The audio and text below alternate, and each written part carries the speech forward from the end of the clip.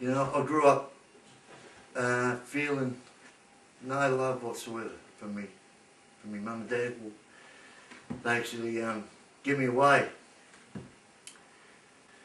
But anyway, I survived, and but you know, I turned out to be a great sinner, and you know, some of the things I've done in my life I'm not proud of. A lot of things. There was always this hole that nothing could fill, and it was you know, I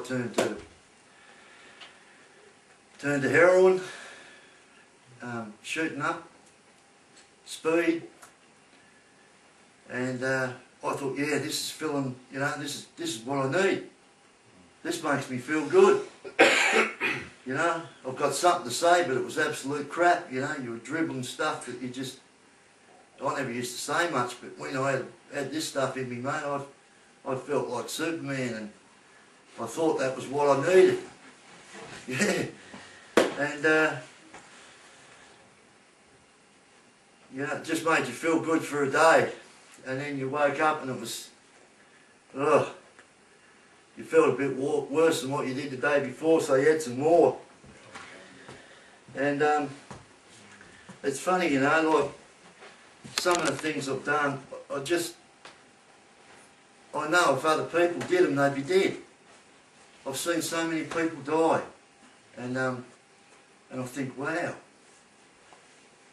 he only just touched that, and I've been in it over my head, you know, with so many things. But as I say, I'm trying to fill something I didn't know. I was always searching for something in my life I didn't know what I was searching for. And, you know, took off, you know, spent a lot of years on the mainland, running around, getting the best drugs,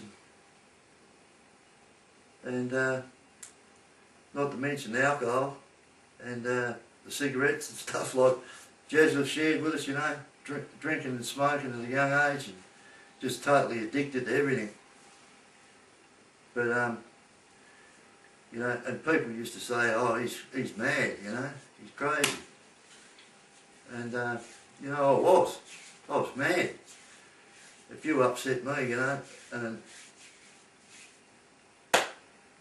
I'd come around and stick a gun down your throat, you know, and I would pull the trigger.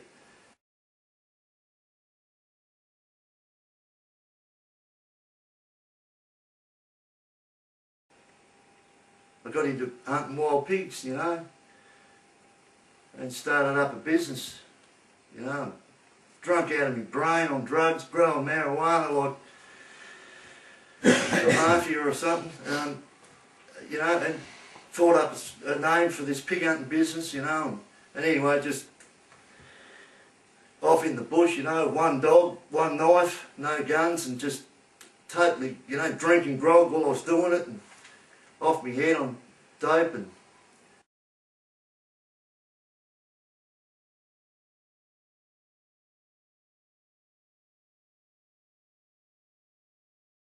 leaving school at a young age, working in the abattoirs, you know, up against men, and I was only a little boy, and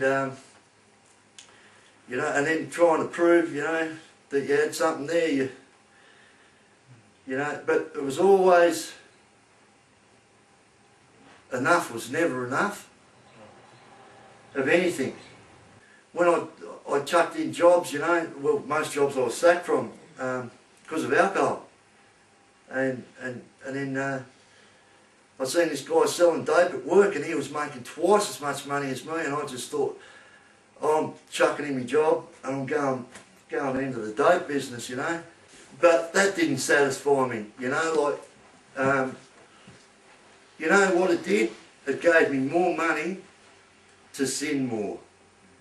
Even though I didn't know it was sin, didn't care, I was in it for the fast ride, you know. And it was, then I joined the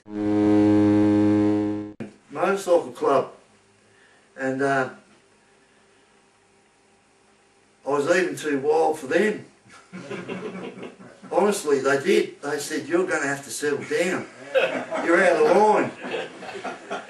And I thought, what's wrong with you pussies, you know? We're here for a good time, not a long time. And I was just drinking them that much, like I'd say, go, get back to the bar and get me another 2 jacks. It's not enough. See, it was never enough. Nothing could ever fill me. It didn't matter what it was. I just felt like I was unloved all my life, you know, and I didn't care. Well, I didn't think I did. But I was always running around. I was running around Australia like a madman. You know, I didn't know what I was searching for, really. And just had a lot of things happen that made you feel good for a little while, but then, you know, you just turned back into the drugs and the booze and the fast life. And you know, I went to this church and I thought, this is a bit weird, but at least I don't feel too weird, you know, like these people, like, there's a few of them look like they've sort of like me, but probably not quite, and I still didn't understand what was going on there. I'm thinking, wow, what's going on here with these people, you know, all they talk about is God. There's got to be something. There's got to be something going on here, because I've tested this bloke over the last couple of months, and he just doesn't falter. He just goes on the word of God. You know, I went to Launceston with him one day, and I got home and I went, wow, when are we going to have a real conversation? All this bloke talks about is God in the Bible. What's wrong with him? You know, drank a bottle of whiskey and he kept on coming round, you know, and I just, there was something about it. It was just time. I was reading this book in bed, and it started to frighten me. And I thought, this is weird. How could a book frighten me? You know, I've had a 500-pound ball come at me, you know, and that sort of didn't seem to frighten me. It just started to frighten me a bit, you know.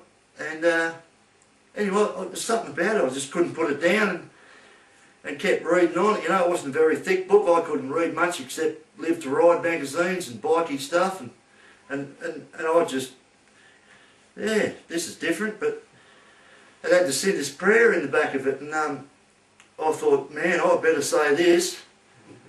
After what this woman spoke about in this book, I'm in trouble. And yeah, so I've said this prayer and nothing happened. And I thought, oh well, you know, if I've asked Jesus into my heart, well, he must be there, or, oh well. So all of a sudden I had tears running down my face. I just went, whoa, whoa. It felt like I just had a big whack of something else and smoked something else and dropped a handful of pills, but it felt even better than that. And I'm sitting there and I'm thinking, what's going on? I've looked, I hadn't even nicked the bottle of whiskey, and I didn't know what was going on. I've never felt like this before, and walked back around to my place, and my sister was about to walk into my missus's place, and oh, she seen me and stopped out the driveway, and I walked up and I said, I think I've just been saved. And she's gone, what? What do you mean? I said, I think Jesus has just saved me. And she's going, what? Are you off your head? And I said, I don't know. I said, no. I said, no, it's Jesus, you know. And I went inside, and anyway, the next day I just sort of polished off the bottle of whiskey and got into a few joints, and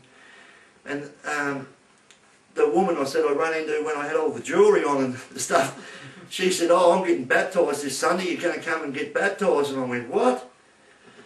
Well, I don't know anything about that. It was funny because I didn't have a clue what baptism was all about. Didn't have a clue. And funny enough, Well, that Sunday I was going in straight after her, and as you've heard, I've had, you know, the best heroin, the best cocaine, the best man could offer. And when I went down in that water and I come up,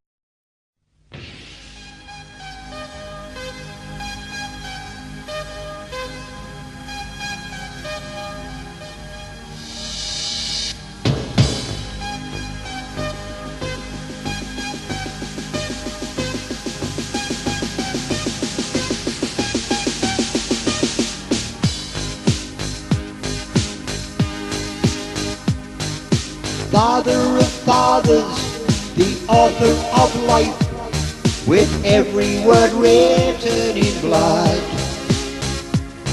For all who should read, trust and believe, will share with you eternal love.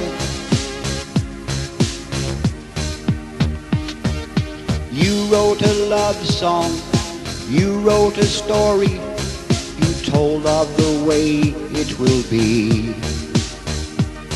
Your promises all kept, your prophecies correct. You spoke directly to me. Oh, yeah.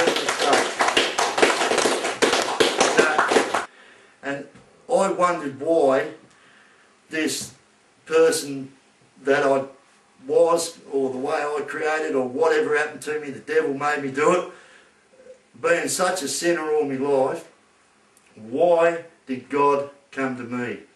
And I got up this morning, it was only just a couple of days after my baptism, and I got up and I thought, gee, I suppose I better have a go at reading this Bible. Seems as though I believe in God now, you know. I thought, well, I better make an attempt. I opened up to this Timothy chapter, you know, and I started reading it, and I could not focus on reading it because this other crap in my head. So what I did, I started reading it out loud, and that was it. I could do it then. I was reading it out loud, and I thought, this is weird. You know, I'm looking around. It was like it was echoing in the room, or inside my head, or something. And I got up and I made a cup of coffee, and I'm thinking, this is strange, but I'm going to read a bit more. And I was just reading it out loud, and I thought, I'm going to have a shower. And next thing, I'm down on my knees. Don't forget I've had all these good drugs, fellas. Nothing felt like this. It was the awesomest thing I've ever felt in my life. I was down on my knees in that shower, hanging on to the end of that bath, and all I could say was, Lord, you are worthy. You are worthy, Lord. I was blubbering that out in amongst the snot, the tears. Oh mate, I'll tell you, it sounds a little bit weird, but I'll tell you, I experienced it. And it was the most, I don't know how long I was down there for, it was like a couple of minutes, and I'm telling you, it was the most overpowering thing I've ever felt in my life. And I got dressed and I thought, oh man, I've got to tell someone about this. I've opened the door, and my uncle, he fixes washing machines and stuff, and he's drove past in Thompson's Court, and he's like looking for someone's house, and he spotted me, and he reversed back, and I went, have you ever been in the presence of God? And he said, oh, I reckon I have a couple of times. And I said, step inside, brother. And he just put his foot on the gas and said, see you later. I went, God bless you. And he went away telling people, he said, Tim just blessed me. And they really thought I was off my head. Like, they knew I was on drugs down the track back to court. But he took off, you know, like, and I got to my door. It was funny, you know, because I was by myself, and I said, oh God, I hope you're still in here, because that was awesome, you know. And I walked through the lounge room to cut. I said, hang on a minute, God, I'll be back. I've just got to hang this washing out. I didn't know that God could come with me outside, you know. I thought he was just in there. It was funny. And I went, oh, mate, it's the quickest I've ever hung me washing. When to get back. And I got, to get back and feel this love. He was getting the dross out of me, but he was just filling me, mate, with his love. How? I thought, why me? Why me? But you know, I believe God just gave me that love because he knew that I needed it. Yep. Because I felt like I never had it all my life. You got it all right. And the thing was, I wasn't giving out love to my children because I didn't have it in there to give.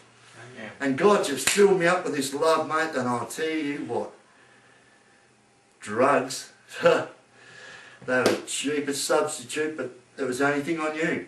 But now I know Jesus Christ, and I know it's real, and no one can take that away, because he put life into me, and wow, everywhere I go, I talk to people, and I tell them, do you know God? Do you know that you've got to ask Jesus into your heart? Because I know it's real, and it's the best feeling I've ever had in my life.